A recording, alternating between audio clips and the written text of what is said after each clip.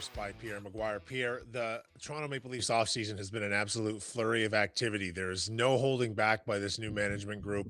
And I want to go over today with you some of these depth players to start the show, anyhow, and go over them one by one and sort of talk about what they could potentially add to this Leafs roster. But first of all, Pierre, how are you and where are you? I'm in Mont-Tremblant, Quebec, in a house that my wife and I built 28 years ago. 28 years ago now. That's a pretty long time. Both our children were born here, and this is where I grew up. My wife is from this community, and we come back here in the summer as often as possible. We're really happy to be here. And I was over in Europe for the last 5 days before this. I got back yesterday working on the 3-on-3 World Championships, and it was phenomenal. By the way, congratulations to Finland. Kyle, Finland's on top of the hockey world. They won in the men's double IHF World Championships, and they won the 3-on-3 championship on Sunday night in Belfast. They were phenomenal. And Teemu Pulkkinen, the former Detroit Red Wing, was a star of the tournament. He's phenomenal. What an amazing 3-on-3 player he really is. The Finns remain a hockey power to threaten at all levels, really, and they're such a strong hockey nation. It's good to see them continuing to succeed. But moving things back over, first of all, I'm gonna start calling you Air Miles Pierre because you are getting around for the last 6 months at a crazy level. But there's a lot of movement in the NHL as well, and some of these depth players coming into the Leafs. They're going to significantly impact this roster if they show up to play. Let's start first with Colton Sissons. What are your thoughts?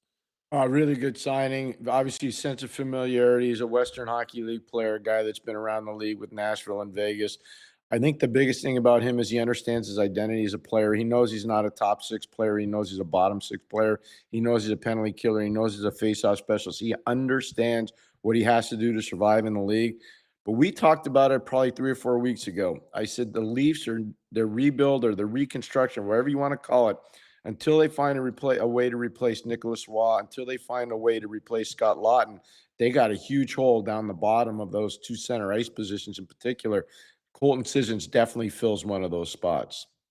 That's a huge addition, Pierre. And long before 3 or 4 weeks ago, you had talked about depth at center with this team, depth on the wing in the bottom six, and it's something they've obviously set out to address. And it seems as though they've done a good job. What about Teddy Blueger? One of the most versatile players in the National Hockey League. Teddy was a really good player in the NCAA. He was a tremendous player in Pittsburgh. He won a Stanley Cup in Vegas. He was very important for the Vancouver Canucks. I know they didn't have the success, but he's a tremendous person. He's a stabilizing player in the dressing room. He's a stabilizing player on the ice. I think again, a lot like Colton Sissons, he understands what he has to do to survive in the league. And I was really happy with that signing. Teddy's still got some game left too. He's not going to overwhelm you with his point totals. He's going to impress you with his checking, his forechecking in particular, and the way he forces a lot of turnovers.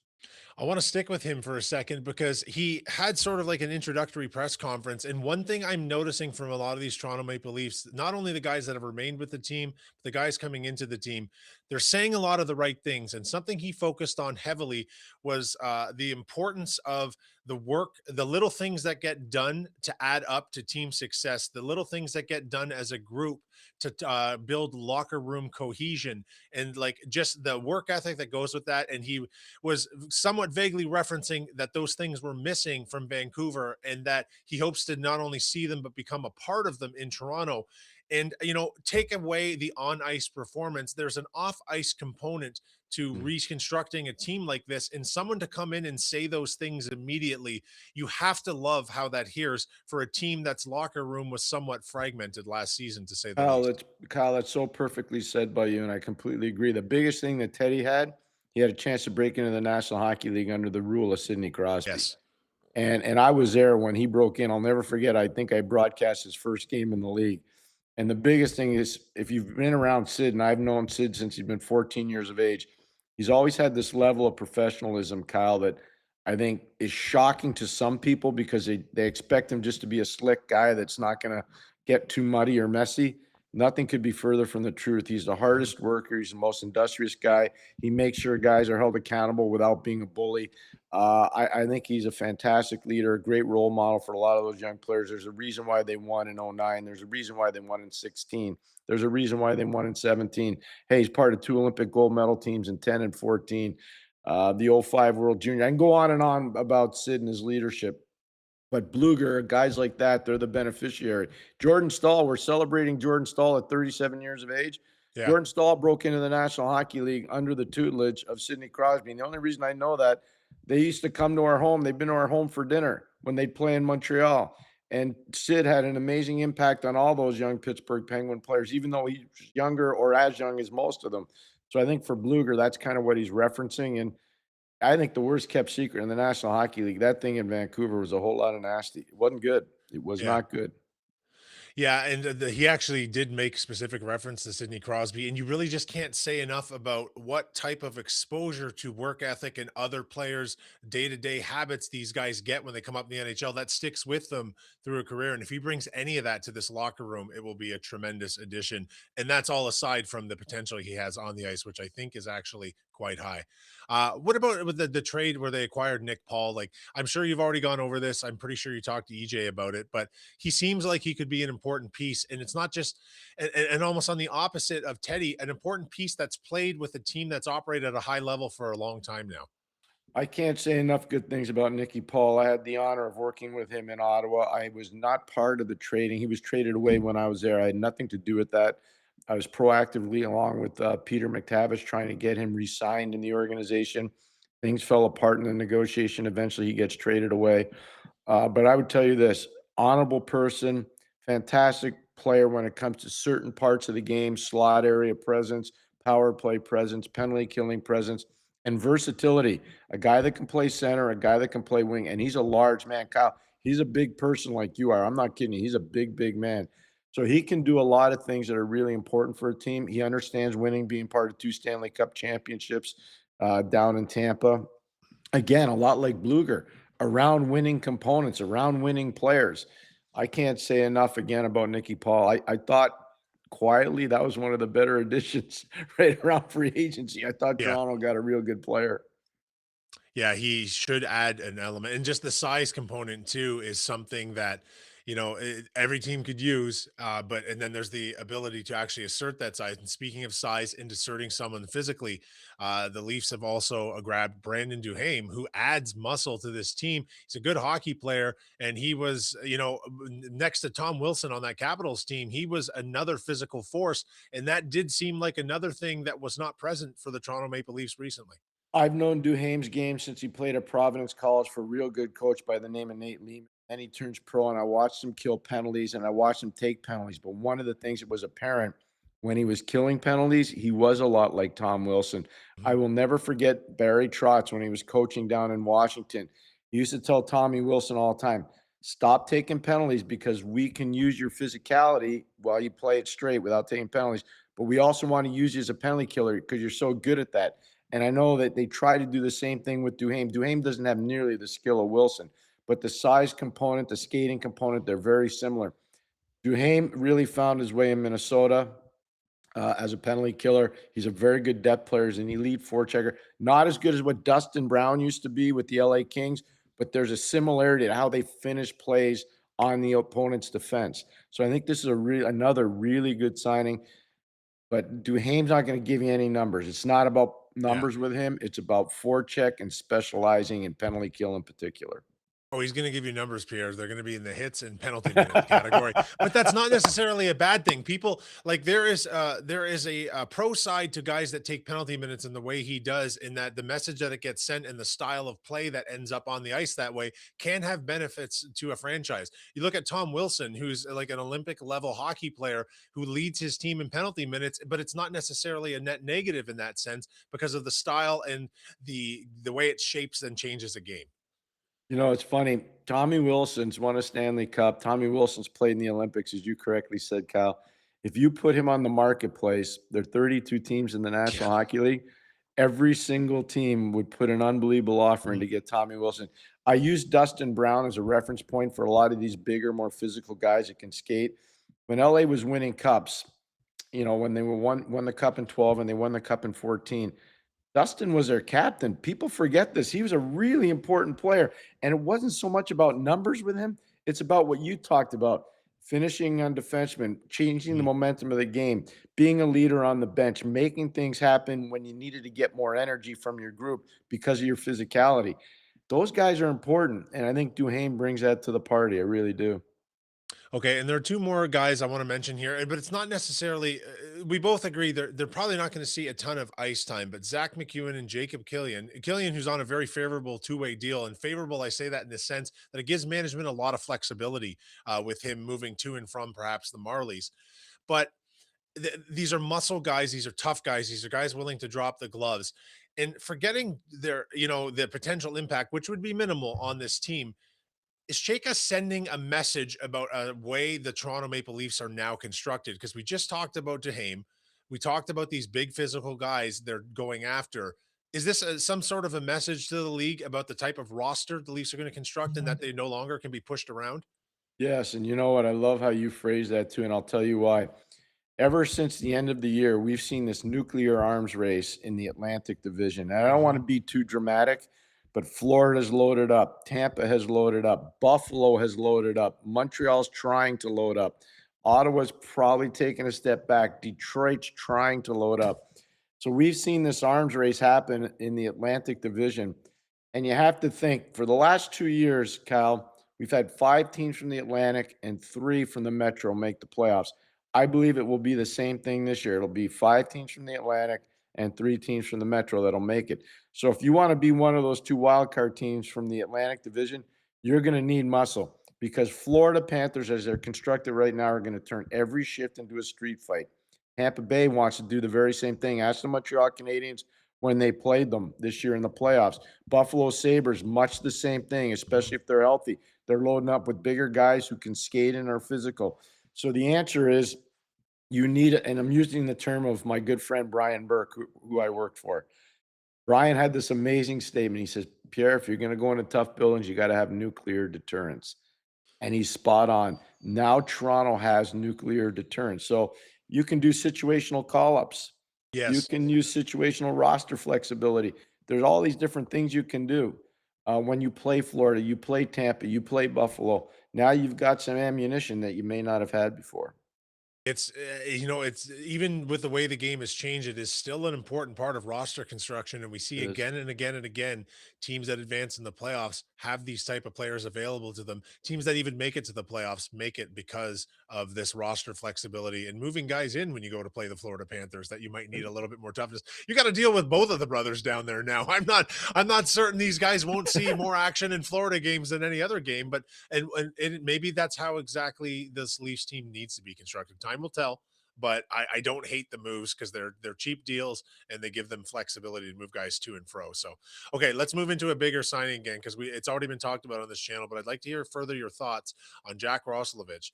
Um, because it's a signing that doesn't come without some risk because he does have good upside at 4 million a year, but he has failed to produce in the playoffs, although that was never his specific role. But his play, numerically at least, has declined in the playoffs. He's a regular season player. There's no question about it. To date, that doesn't mean it won't change. Sure. There's one thing that I like about this acquisition that is not being talked about enough: relationship with Austin Matthews from the U.S. National Team Development Yes. Program. Very good friends. Obviously, played together. Had real good on ice chemistry. I'm not saying Roslovic, by the way, is going to play with Austin. Please Yeah. don't misunderstand me. But there is a certain comfort level to this, and I think it sends a resounding message to Austin. We really respect you. We like you. We're not afraid to bring in guys that will support you and be part of this. I think that's creative roster construction as well by Matt Sundin, who's been through it as a player, by the way. One of the big things that never got enough attention when Matt's was there, his relationship with Ty Domi, Mhm. because Matt's knew nobody's going to mess with him as long as Ty was there. And Ty understood his role really well. Now, Roslovic is a different player, trust me, but it goes back to what you were saying before with Quillan and with MacEwen in particular, and even Duhaime. Now, Austin knows, like, people aren't going to be messing around with him. You know, you don't, here's the biggest thing is when that stuff happens, when the star player gets attacked by the other team's tough guy, the other team's tough guy your team's tough guy goes up to the other team's star and says, hey, if your guy doesn't stop it, I'm not going after him. I'm Going taking after you. you. I'm taking you. And believe me, that gets everything calmed down very quickly. Well, Pierre, we saw what happened with Austin Matthews and how his season ended last year with that injury. Mhm. But the real fallout from that was the lack of response from his teammates on the ice. And it almost feels like some of these moves are again a nod to Austin to go, this won't happen again, and we will see to it. And that's a very important message to send to a superstar. Guys that play at Austin Matthews levels, guys that have produced the way he has, even though he had a down season last year, they need to understand that they are protected to do their job. And their job is not to get involved in that kind of play. And their job is to be able to skate freely and make sure they can play their game without the threat of injury around the corner. I want to support you on what you just said because I was in the room when we made a massive trade in Pittsburgh back in 1992. We traded away Mark Recchi, a future Hall of Famer, and Paul Coffey, a future Hall of Famer, for Shel Samuelson, Kenny Reagett, and the key component to the deal, Rick Tocchet. And the reason why we got Rick Tocchet is because we were tired of teams running after Mario Lemieux and Jaromir Jagr and Ronnie Francis and Larry Murphy. But when you bring in the ultimate nuclear deterrent, a feared player around the league who could also play in Rick Tocchet, you change the whole dynamic of the team. I know because I was running the practice the day after we got Tocchet. You should have seen how fast and how good we were. Everybody was really excited. Rick changed the whole dynamic of our team because of what you just talked about. So you're spot on. You couldn't be more right. Yeah, it'll be very interesting to see what happens the first time this team lines up against Radko Gudas next year. Because I mean, listen, you know how I am about this sort of stuff, Pierre. I'm a little bit old school in that I expect the message to be sent. I just do. Well, you just nailed it. The right guy, Kyle, is Radko Gudas. That's Exhibit A. The message is sent to the fan base. The message is sent to 100%. Austin Matthews, and the message is sent to the rest of the league. And Radko Gudas also, he will be ready for that. He knows it's coming. He's watching the Leafs offseason acquisitions. And he's training to either receive a left or a right from one of these guys at this point. I'd like to think so. But so it's perfectly spot on, and it's not draconian in any way. This is just the reality of the National Hockey League. These guys play for keeps. It's a big business with big dollars, as we're finding out as we go along. And Toronto's not messing around. I will say this. I was reserved, and I know I said it to you on this show. I didn't want to prejudge what was going on with the management team. I did not, and I'm glad I didn't prejudge. Yeah. Because so far they've done a very admirable job. Now the results are what happens on the ice. But you cannot fault them or say they should have done this or they should have done that. They've done almost everything perfect right now. Really well done. Like all of like you specifically, Pierre, had talked a lot last season about the holes that needed to be plugged. They're addressing them to the best of their ability. They can't just go and grab 4 great new defensemen. It doesn't work like that, but they're addressing the holes.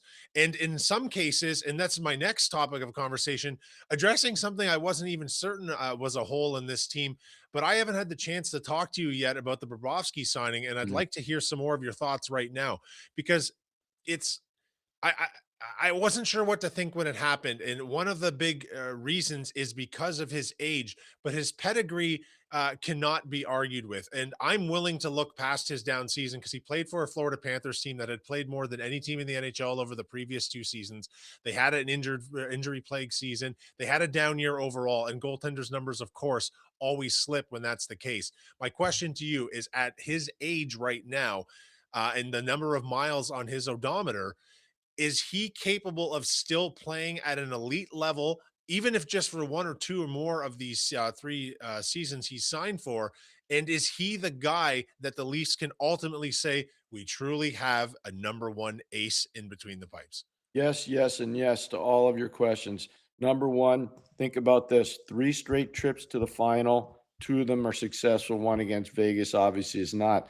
Doesn't go to the playoffs last year. Did not play in the Four Nations event. Did not play in the Olympics. So as a starting goalie in the league, that's a lot of rest. No playoffs last year. That's more rest. I know he's 37. He will have a tremendous year. I love the familiarity with Stolars when they won the cup back 2 years ago. Stolars and he were running mates. Fantastic. It worked really, really well. I like the fact that he knows your favorite goalie, Akhtimov. He knows him really well. There's a great video of those 2 guys talking before a Leafs and Panthers game from this year. There's a lot there that you got to like. And so I do think, and I've known the player and the person for a long time, he's good and he's ultra competitive. And he chose to come to Toronto. He could have gone to a few other places. I think he knows why he chose to come to Toronto. It's not for the money. He's come there to win. I'm going to win. Yeah, and we talk often in the NHL about teams now needing two quality goaltenders. They need their starter, but they need that guy who can come in and play 20 to 30 games as well. The setup now with Stolarz having to potentially face less volume and play less, and that mitigates the risk of injury to him.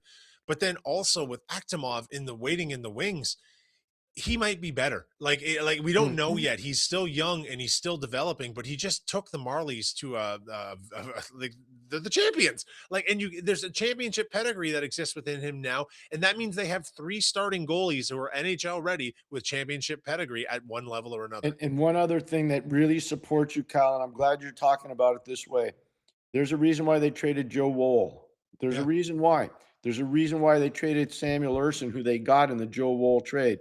And there's a reason why they made their last move with the goalie and traded Dennis Hildeby, because they thought Stolarz was better than those two guys. Akhtamov was better than those two guys. And so there's a reason why they did all this stuff. Again, I commend their management team.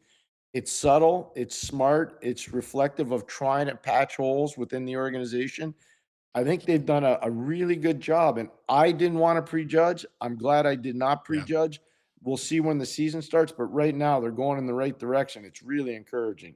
They absolutely are. For me, that they've rebuilt themselves into a playoff caliber team. I think Agreed.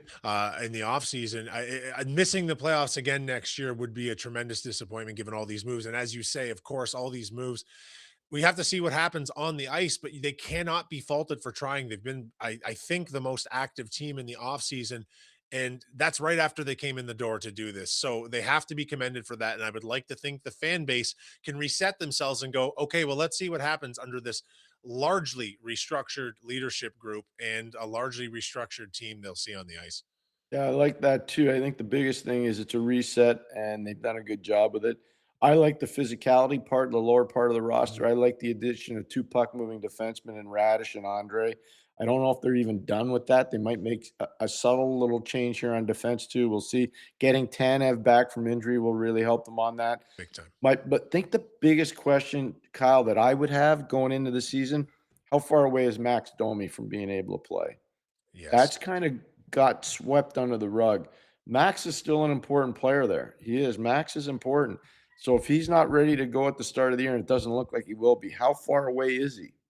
And if he's real far away, what are you gonna do if you have to plug that hole? And speaking of like the defense, we just can't skip a show without talking about the Morgan Riley situation because we're now in the point of the offseason where all the movement slows down. The draft is done, the free agency window is open and not shut, but all that movement happens in the first week. But it's still believed widely that Morgan Riley is more likely to be dealt than not. But I can't help but think this situation, the longer it drags out, the less options the Leafs will have. And they've been adamant in saying, listen, we're not going to empty the tank here just to move on from this guy. We're not going to get robbed with this deal. And there's a school of thought out there that with Hiller coming back into town, if he doesn't get moved, there is a chance simply having that new coach that he's familiar with behind the bench could result in a renewed sense of vigor and a renewed ability on the ice for Morgan Riley. Cautionary tale on this, and again, it involves a player that had the honor of coaching in 2 Stanley Cups.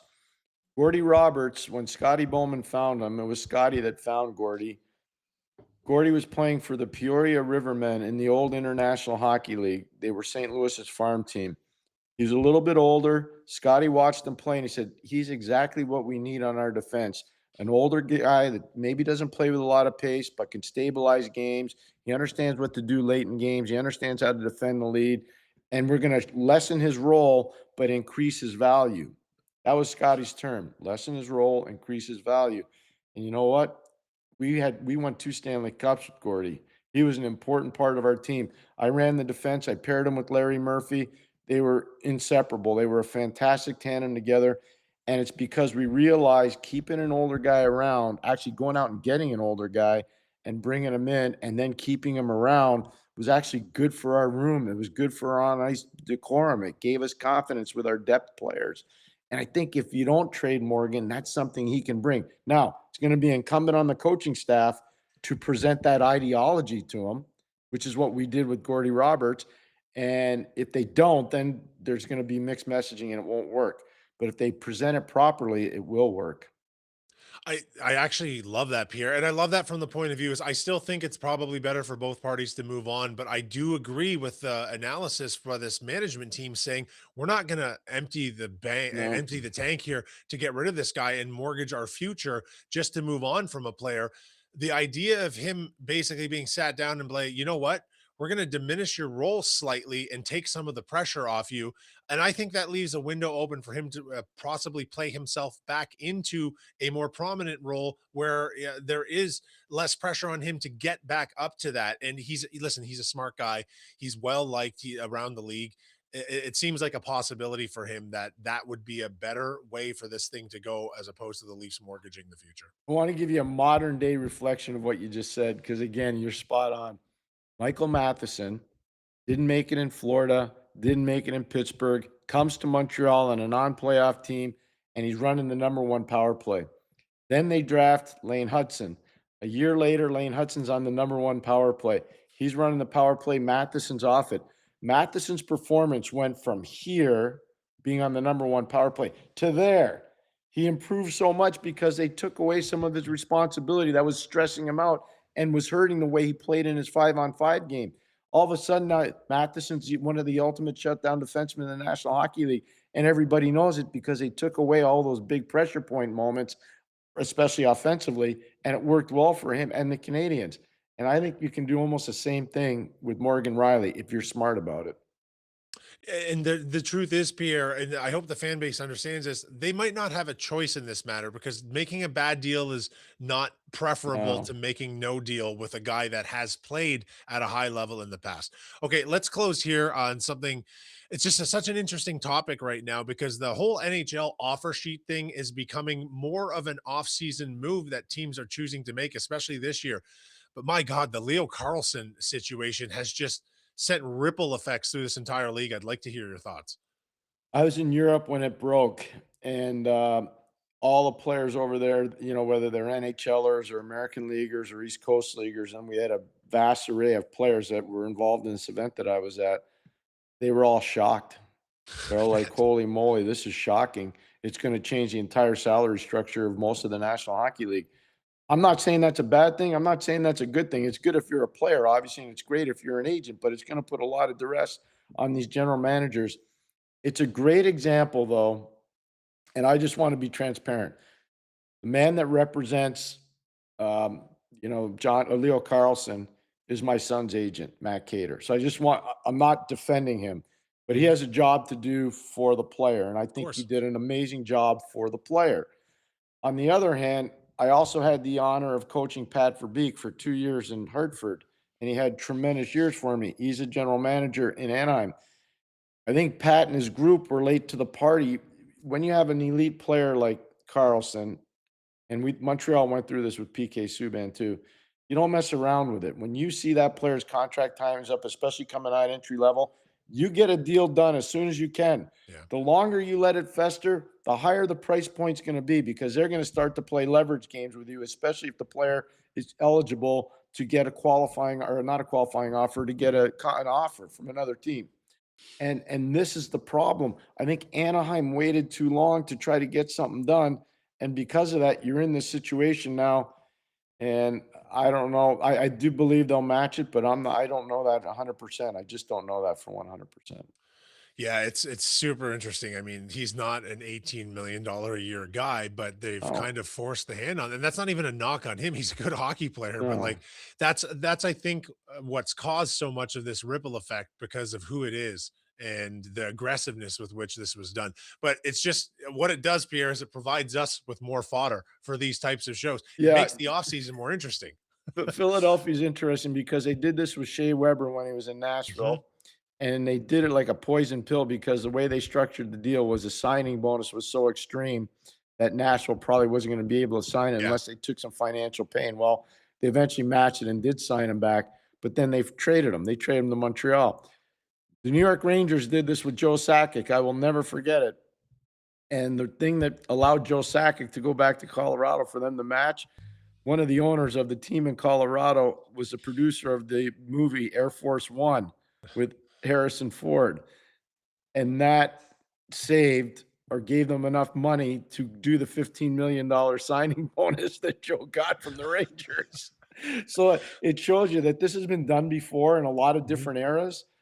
But this was, and I'm not saying it was predatory, that's too strong a word, but this was vengeance, I think, almost by Philadelphia for what happened, with the relationship they had with another player that left Philadelphia and went to Anaheim. And Cutter Gauthier is that player, by the way. Yeah. And I just think that they had a long memory in Philly and they didn't want to get pushed around. And so this was their response. So you're saying people in Philadelphia don't forget things and they can be bitter about that? Who knew, Pierre? Who knew? There's a great video that they used to play in house when I was doing games, and you would sit there and it would involve Philadelphia Flyer players being really physical and tough, which is kind of the organizational Yeah. identity. And at the end of it, it would say "Vengeance now." And Subtle. as soon as I Right. saw that contract offer, Yeah. or the offer sheet, I should say, I go, "That's vengeance now." I guess That's totally the video vengeance still now. plays in their minds regardless, Pierre. Okay, well, thanks once again for joining us here in Toronto Sports Rush. This offseason is far from over. Yeah. There's so much more. It seems like training camp's just around the corner, even though it's not. But there's more to come for certain, and we will be talking to you about it every step of the way, Pierre. Thanks for joining us. Well, Kyle, thank you so much. Have a great week, everybody. You.